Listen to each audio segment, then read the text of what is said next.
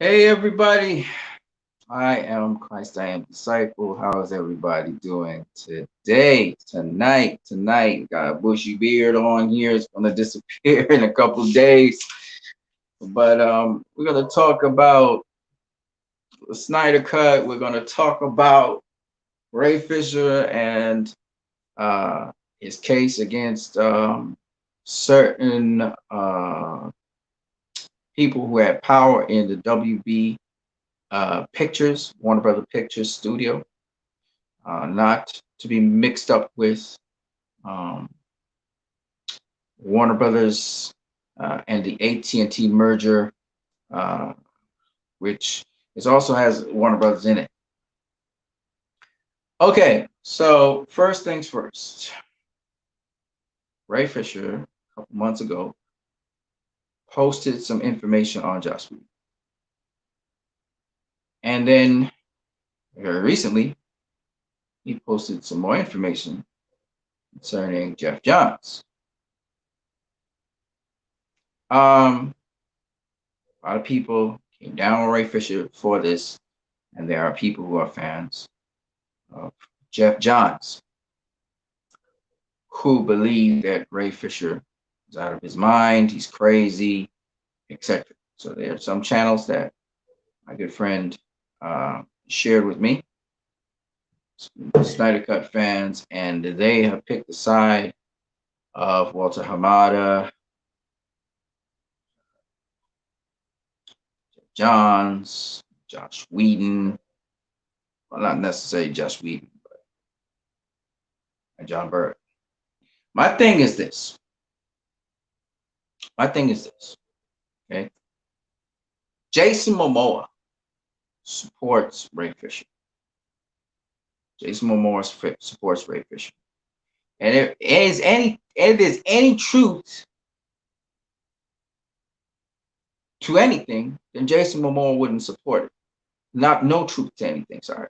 Then Jason Momoa wouldn't support it. If Jason Momoa is supporting Ray Fisher now, I went up on the Instagram, but I didn't see anything with Jason Momoa saying that he supports Ray Fisher. So I'm not too sure if that Jason Momoa pulled it down or if Ray Fisher just manufactured that. But Jason Momoa said he supported Ray Fisher. Maybe an old, could be an old thing that Ray Fisher pulled up. It said 8 hours, so I don't know. But what I would say is this. I believe Ray Fisher, and I am supporting Ray Fisher and what he's doing, because what he's saying is you cannot abuse your power in these major studios. And thanks to the merger between Warner Brothers and AT&T, where AT&T is running the shots right now, that's why we got the Snyder Cut. That's why we got, even though people were fired in Warner Brothers, pretty much for they were laid off, but they fired basically for making it possible for Zack Snyder's Justice League to come to fruition.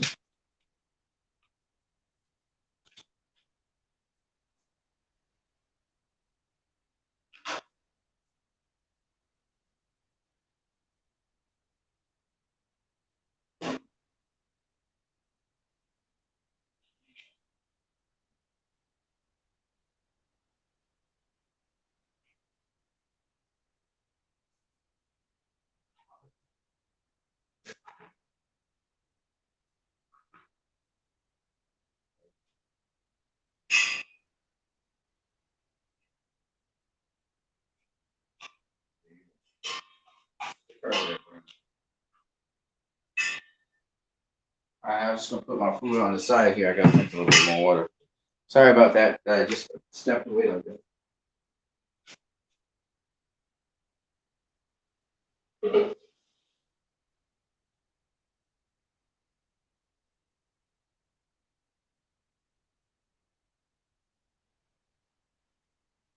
Yeah. So yeah, I can close. No, that's not necessary. So what's interesting about this is that there are people who support Jeff Johns, but when Jason Momoa came on the scene, put validity to it. Okay, and what Ray Fisher is doing. But Ray Fisher has all this documentation And he also was able to contact different sources, whether it's the um, Actors Guild and various other sources he's been in contact with. And there are people who he trusts, who he has already relayed this information to. Maybe Jason Momoa is one of them that he kept in the loop. But the point is, at the end of the day, Ray Fisher is doing something I think is pretty substantial, because what it what it shows us and what it tells us is that you have to be accountable for what you do. It's not just entertainment. And there needs to be a certain degree of morality. It's usually a certain degree of decorum. And apparently Jeff Johns has done something which is, which is not, was not above board, and it seems as though it's something that was illegal. So Ray has all the information and documentation on it.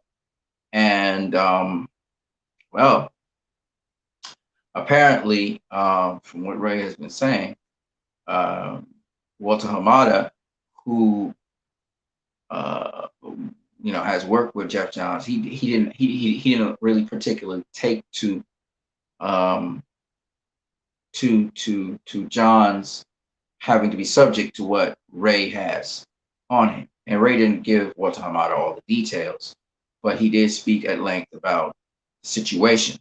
And apparently, he's not the only person. It seems that there were other members of staff and other people on the Justice League crew, whether it was actors or staff, that made reports to PR, and PR didn't take them on, or it was dead in the water. So apparently, what Ray is doing is on behalf of all those people. And if you do look, after Justice League, Ray hasn't really been. He didn't have any work, and all of a sudden, out of the clear blue sky, we're hearing that Ray, his cyborg, is going to appear in a Flash. You know what I mean? And I think I understand why that is so, because Ray probably had this lawsuit case that he's holding against, or possible lawsuit case that he could be holding against Jeff Johns, and I think they're trying to broker an agreement with Ray right now. And they don't really know what Ray has fully in his hand, but they're trying to broker agreement with him. My thing is this.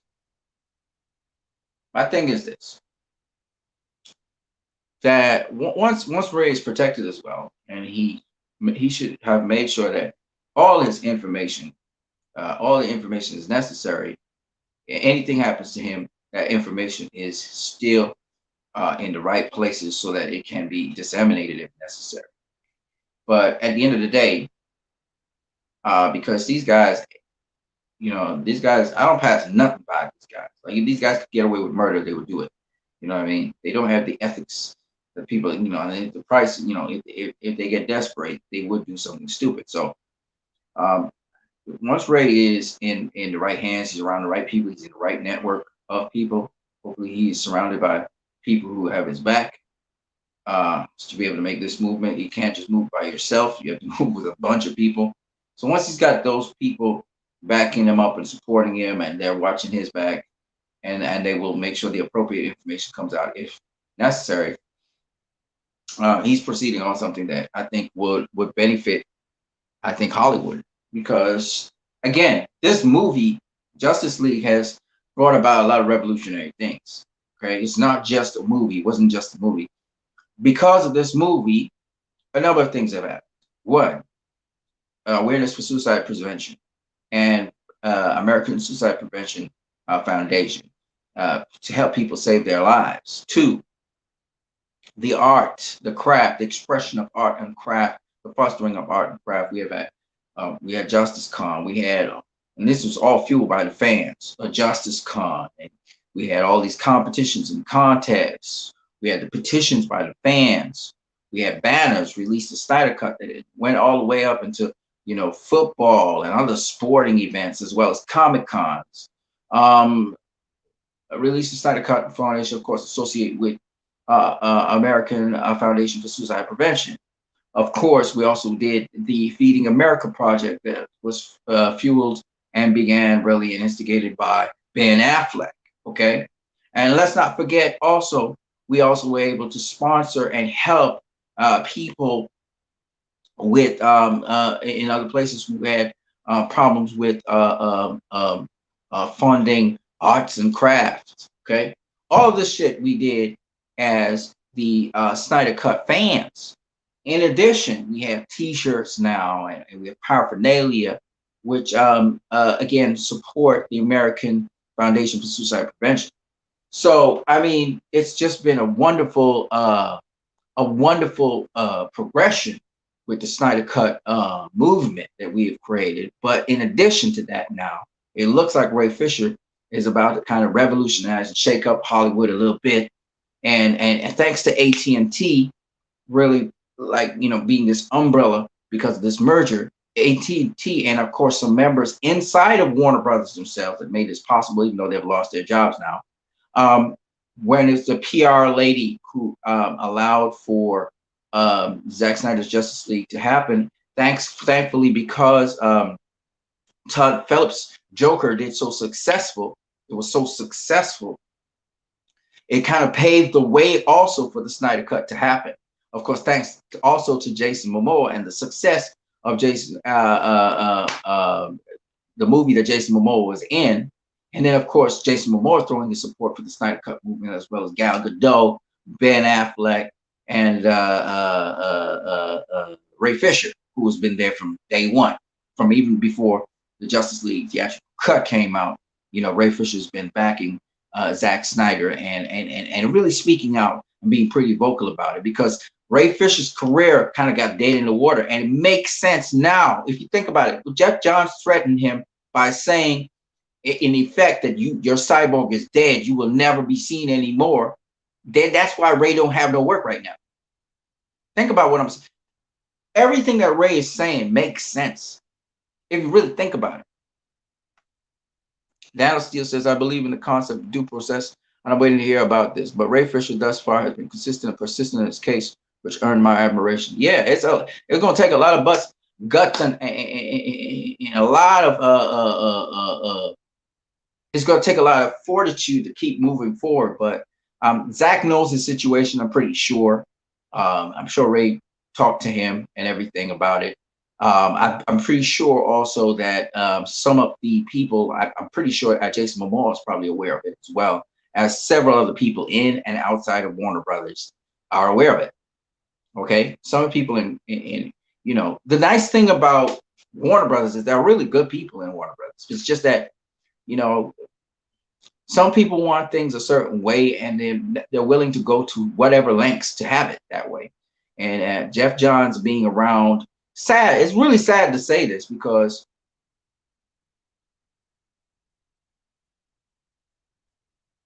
you win some, you lose some. You know what I mean? And I've never really been confident in Jeff Johns as a movie maker or somebody who should be influencing movies. Okay. I'm sure he's pretty good with television. He did, he had something to do with the CW, and he had something to do with the DC Universe Online. He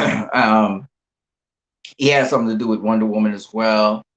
And to some degree, even though it was Zack Snyder's story for Wonder Woman as well, he's kind of, he has his place, but he doesn't have his place in filmmaking. Like, he tries to call shots in filmmaking and do things in film. He's never been good at it. From Green Lantern times, he's never been good at it. He was the guy that talked about how Superman Returns was the ideal Superman, and that did not do, it didn't make its money.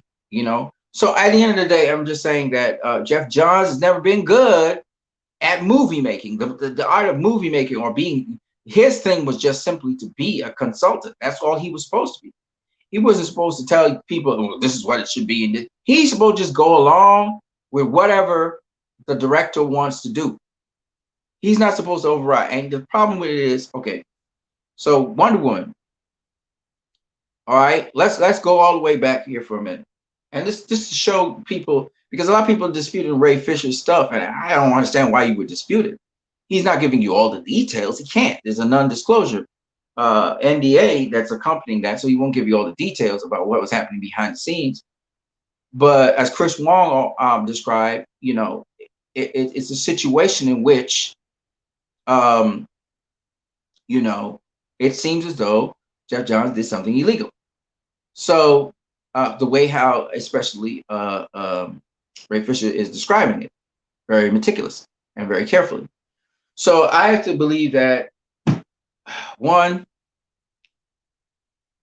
Jeff Johns has, to a very high degree, I believe, hurt the DCE.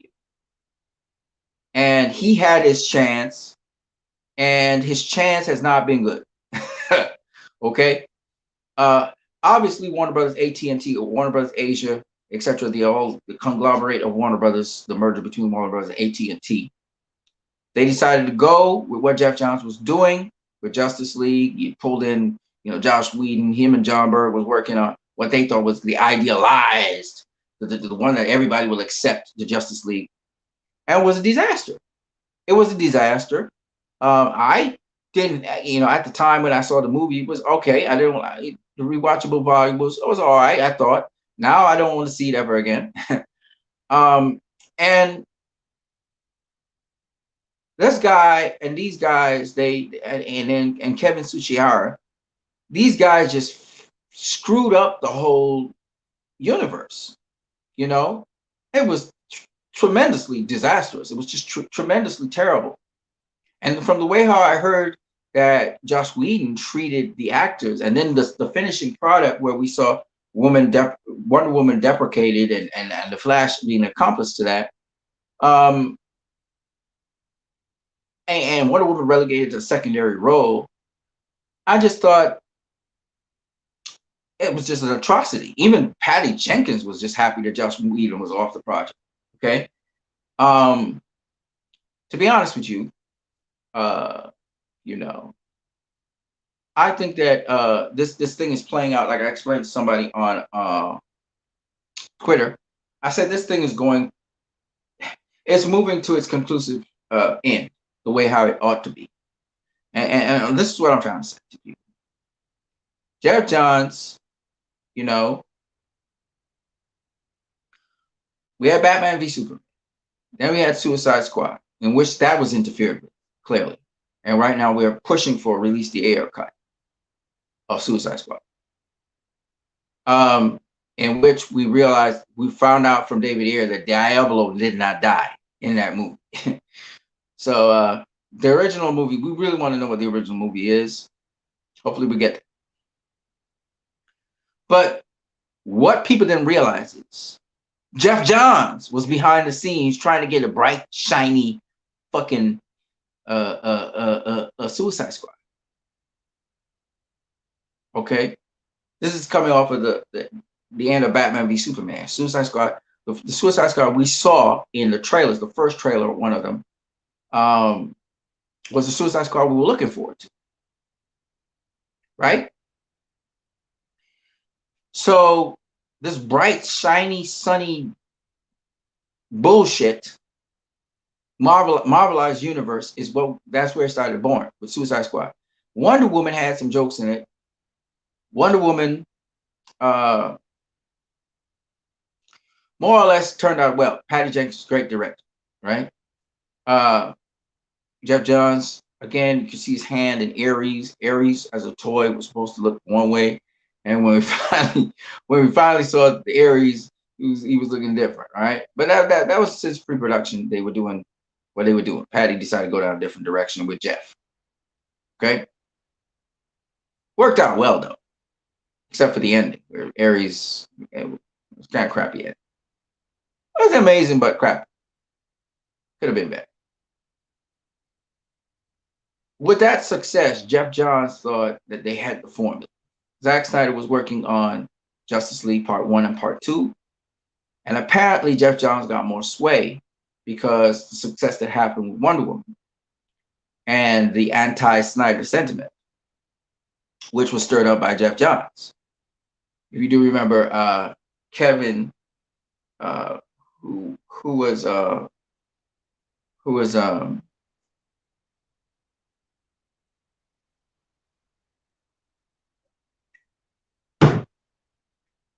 Silent Bob. He had his own show, and they were blasting Zack Snyder's Batman v Superman and going in on it. And I was looking at this like, why is this guy doing this? Jeff Johns. So anyway, we realized he was sabotaging Zack from this Man of Steel.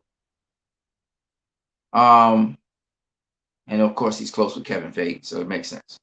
And then we realized that there are MCU writers and Marvel writers who are writing on the CW. So I guess anyway, let's just keep moving. So after Wonder Woman, Justice League was coming around the corner.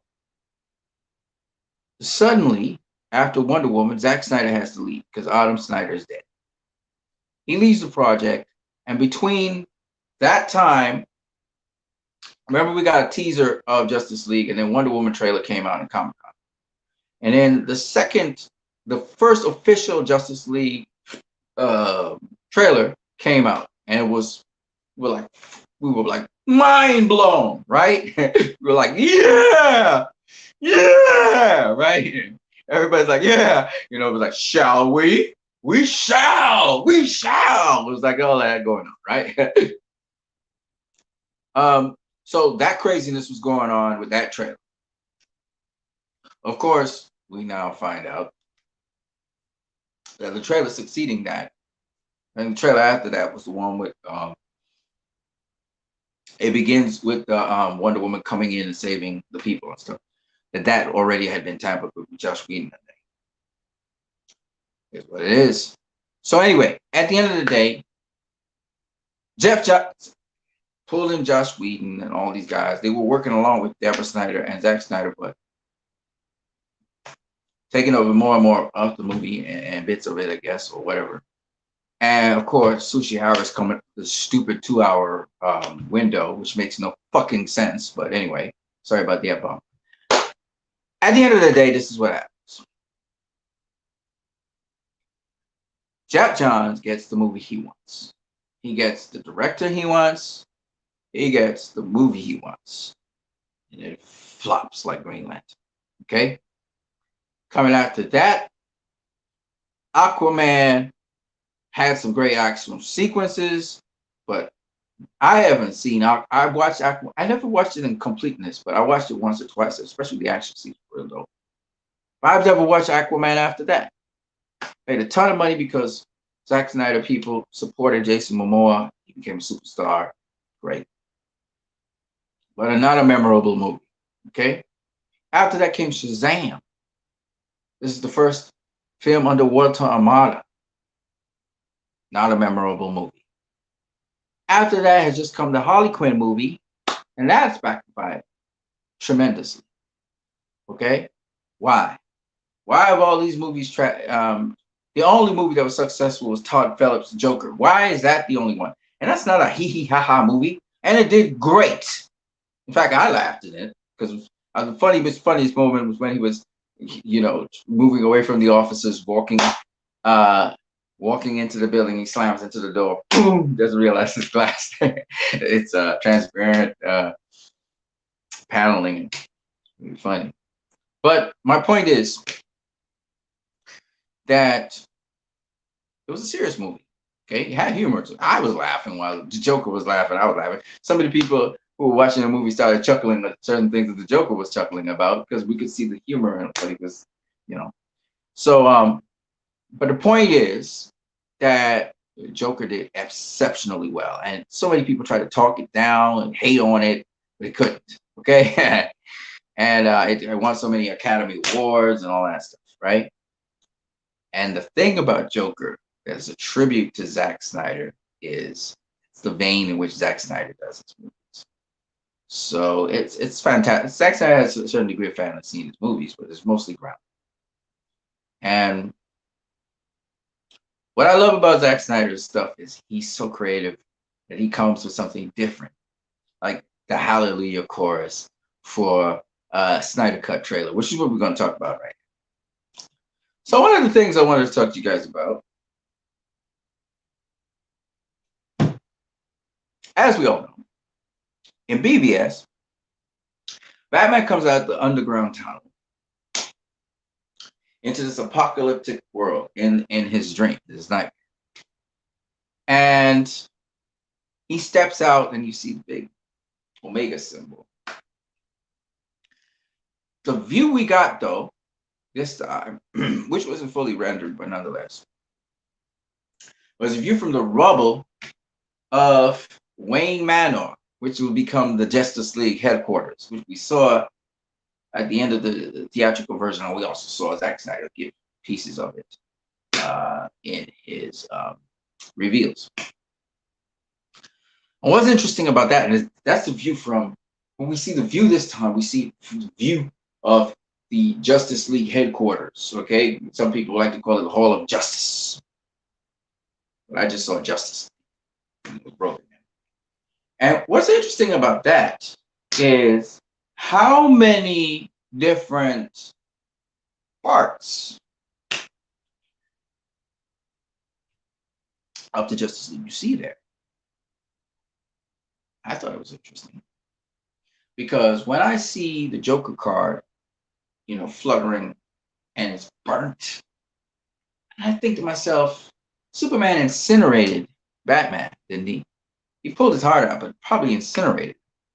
And I'm thinking to myself, if he incinerated him, that Joker card would have burned. And where was Batman? Was he in the Hall of Justice? Where were they? So I just thought that thought crossed my mind as I saw the whole place burn down. And then I want to ask you a couple of questions. First of all, go back and watch the trailer and look at that Hall of Justice. And Zack Snyder said, there's plenty more things that you think you see there. I want to ask you guys, how many different Justice League articles and things you see in that shot as they zoom in to the apocalyptic place, which with the Omega symbol, which is really the river, used to be a river at least, by Wayne Manor. How many Justice League things? There's some of them I see, I just can't identify them, but I want to hear what you guys got to say about that. And I'll put it up in the community post so you guys can see it as well, and you guys can try and figure out how many different things are there. The other thing I saw in the video, which I thought was very interesting, was that Lewis's apartment is where mother, or at least Clark's mother, comes to. And you know how many times we've seen Lewis's apartment? We've seen it in BVS a couple times. I thought it was pretty interesting as well because Lewis went by her mother in the theatrical cut. No, the mother met Lewis by her workplace, theatrical cut. But in the Snyder cut, the mother's meeting Lewis at home. Now, I know we've seen a lot of black and white stills of the mother with Lewis, but the question really lies, I want you guys to answer this. Is that person who visited Lewis really Clark's mother?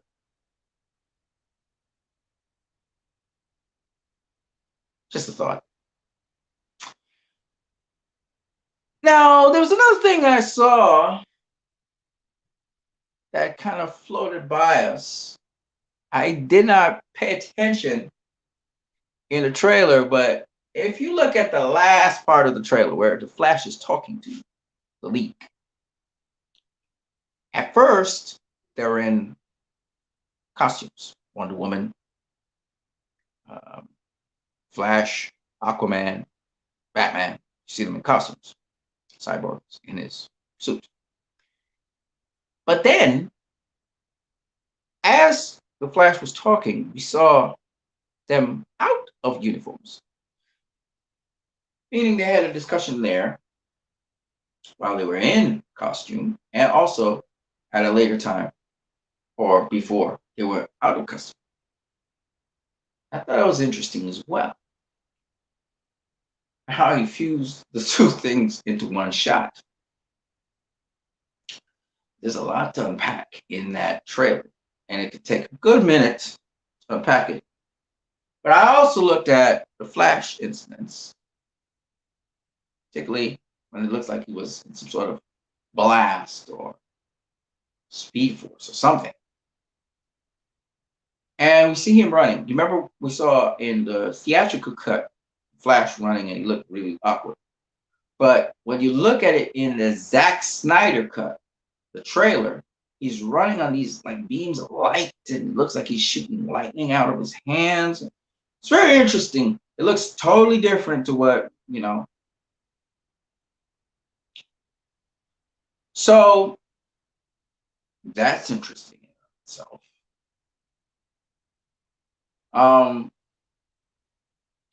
don't know if you guys grasped this, but the trailer began with Darkseid and ended with the League. I don't know if you guys noticed that. I'm not talking about the part where Flash is talking, even though the League is there as well. But it ends with the League. I thought that was very interesting. That Darkseid had the Omega symbol. Does the League have the Alpha symbol? I mean, I'm just saying. It just crossed my mind.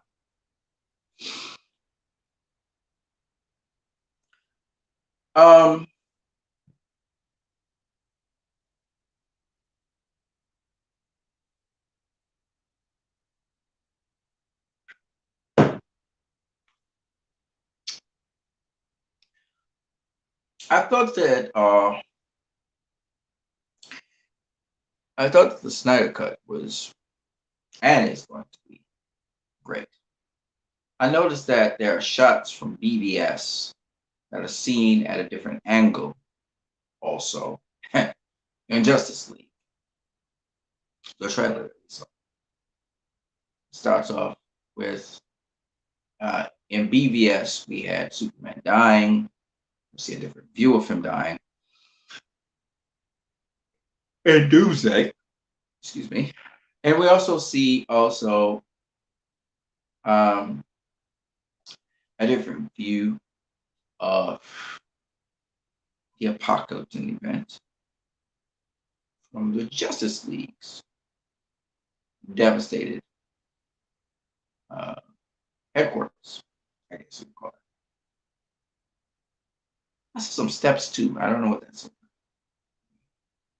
And then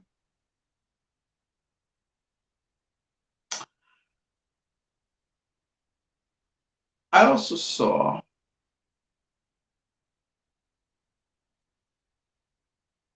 I have to take a look. I also saw the view from BVS downtown Metropolis. It looks like from BVS. Superman, of course, walking there. I don't think it was in the trailer though, but still,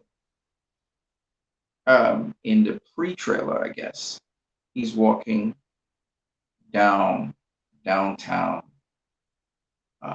Metropolis, looking at, if you see his monuments, look around. I thought it was really interesting as well.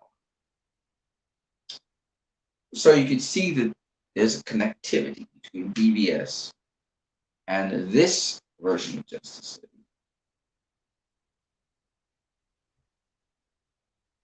Yeah. But anyway, I will talk more about this another time. I'm getting sleepy.